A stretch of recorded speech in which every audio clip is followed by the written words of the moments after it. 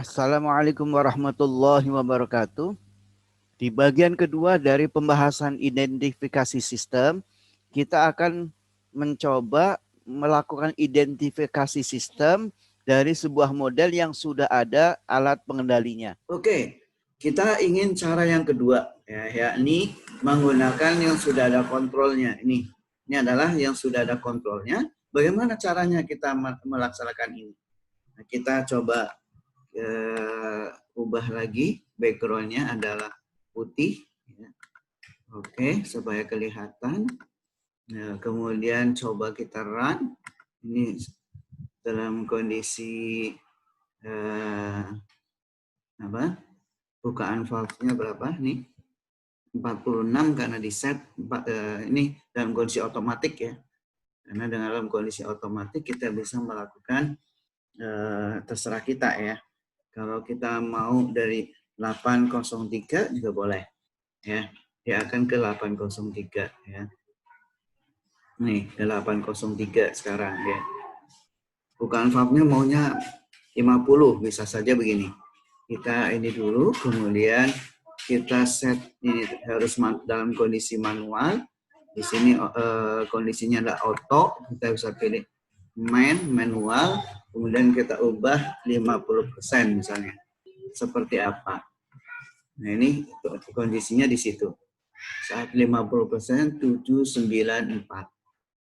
Nah, kalau kita menjadi 45, ini sebenarnya juga bisa melakukan secara manual yang seperti tadi ya. Nah, ini menjadi seperti ini. Ya. Jadi ini sebenarnya sama caranya dengan ini juga bisa. Jadi kita tidak melalui valve, tapi kita menggunakan fasilitas yang ada di controller. Ini, controller ini kita bisa klik ya, melakukannya di sini. Itu berarti kita masih seperti yang tadi. Sekarang kita ingin melakukannya menggunakan yang tadi, cara ini masih dalam kondisi auto, tetapi kita bisa melakukan percobaan ini menggunakan fasilitas ini model testing. Nah, di sini ada model testing ya. Ya, ini kita bisa di sini tesnya apa? Ada 2, PRBS ya, dan di sini ada step ya. Kita menggunakan step. Kemudian sinyal variationnya, amplitudonya tadi, bukaan valve-nya berapa. Kalau kita berbeda dengan yang tadi kita lakukan di manual, kalau di sini ditulis 5 artinya 2,5 karena dia akan melakukan naik dan turun. Jadi totalnya adalah 5%. Ya. Jadi kalau kita mau 5% ya kita tulis 10. Ya. Kemudian di sini ada interval data yang kita ambil dan kepanjangnya tes waktu. Ingat bahwa yang kita harus temukan adalah kondisi yang stabil seperti ini yang ada di sini. Jadi ini berubah, sudah langsung stabil. Sudah stabil, itulah data PRC yang kita inginkan. Nah, di dalam model testing secara otomatis, kita harus tahu berapa lama dia mencapai stabil seperti ini. Karena dia melakukan percobaan sebanyak kalau nggak salah 4 kali. Jadi 4 kali kita rentangnya berapa itu dibagi 4. Ya. Jadi ini berbeda gitu ya. Oleh karena itu kita harus tahu berapa panjangnya. Kalau terlalu pendek maka bisa terjadi baru sampai di sini dia sudah turun atau dinaikkan. Jadi ini belum sempurna stabilnya. Nah, kita lihat coba ya. Dengan kita set waktunya 1 jam. Kita set waktunya 1 jam. Itu. Ini berarti sini kita reset tes. Ini ada total step 120 ya. Kemudian ini waktunya 1 jam dan dengan sendirinya kalau kita lakukan tes ya itu akan terjadi ini. Jadi coba kita lihat lagi ini. Kemudian reset ya jadi kemudian kita run itu tes. Nah, tesnya tuh. Nah, itu seperti ini. Jadi itu yang terjadi ya. Jadi dia hanya seperti ini saja. Oke, jadi ini yang dilakukan. Jadi grafiknya coba kita lihat apakah oke grafiknya. Kita perhatikan. Nah, ini terlihat bahwa ketika dia melakukan tes, dia sebenarnya belum stabil tapi sudah disuruh berubah. Jadi kita tidak tahu stabilnya berapa. Ini percobaan yang kurang bagus. Oleh karena itu, kita coba perpanjang waktunya menjadi misalnya 10 jam. Kita 10 jam ya. Kita klik ini ada 1200 ya. Reset gitu ya. Oke, coba kita lakukan tes. Nah, ini tesnya. Udah cukup panjang ya. Yes, kemudian turun. Nah, ini yang sudah stabil. Udah oke, gambarnya sama dengan yang tadi. Nah, ini dia akan lakukan tes lagi.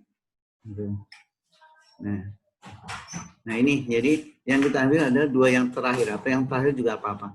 Ini kelihatan bahwa kalau kita 10 jam sudah sangat stabil. Jadi kurva ini sudah oke. Jadi kalau kita perhatikan seperti ini. Ini minimum 732. Kita coba ya. Graph control. Kemudian axis. Ini 732. Oke, maksimal. Kemudian 803. Oke, misalnya 80. Oke lah, 03 ya. Nah, kita bisa lihat grafiknya ini seperti ini. Ya, kita bisa lihat grafiknya seperti ini. Ya. Nih, mirip dengan yang tadi ya. Jadi dia sudah ini. Jadi terlihat sini sebenarnya ada overshoot gitu ya. Lalu tahap selanjutnya apa? Lihat, mari kita lanjutkan pembahasannya. Ya, ini otomatis sudah kita melakukannya. Jadi dua-duanya kita sudah lakukan percobaan.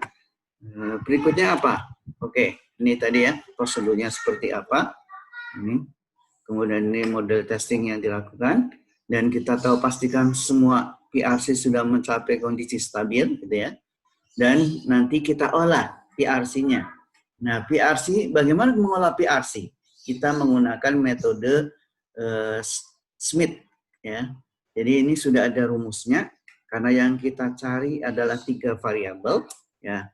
Jadi variabel yang pertama yang disebut dengan KP, ya, atau proses gain, ya.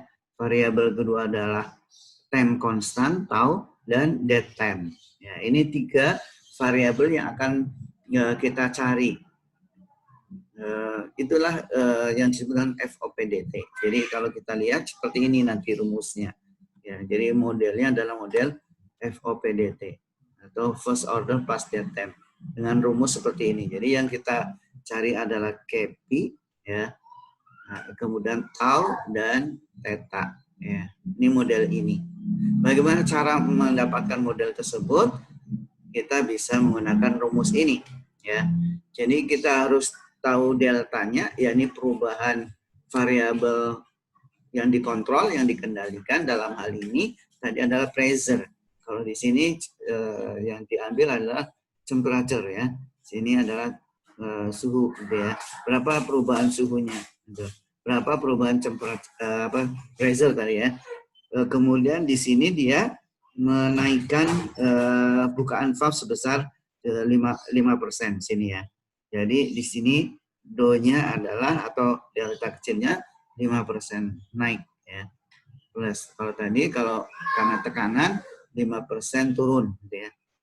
Kemudian yang berikutnya adalah kita tentukan 2 titik waktu. Yang pertama adalah waktu ketika respon ini kontrol variabel itu mencapai 63% ya dari harga akhir, dari ini harga akhirnya di sini dari delta ya. Nah, dari situ kita tahu berapa waktu yang diperlukan untuk mencapai 63% dari delta. Nah, itulah yang disebut dengan T63%. Kemudian titik kedua adalah ketika 28% dari delta. Itulah yang disebut dengan T28%. Nah, kemudian untuk mendapatkan itu adalah 1,5 dikalikan T63% dikurangi T28%. Sedangkan tetanya adalah T63% dikurangi tau. Ingat bahwa kalau kita memulai dari sini, berarti ini ada T inisial. Ya. Nah, kalau ada T inisialnya tidak 0, maka ini juga nanti akan dikurangi dengan T inisial. Ya. T init. Ya, ini cara kita mengolah data. Demikian bagaimana kita mendapatkan data serta mengolahnya menggunakan rumus model empirik. Selanjutnya kita akan mengolah menggunakan Excel. Assalamualaikum warahmatullahi wabarakatuh.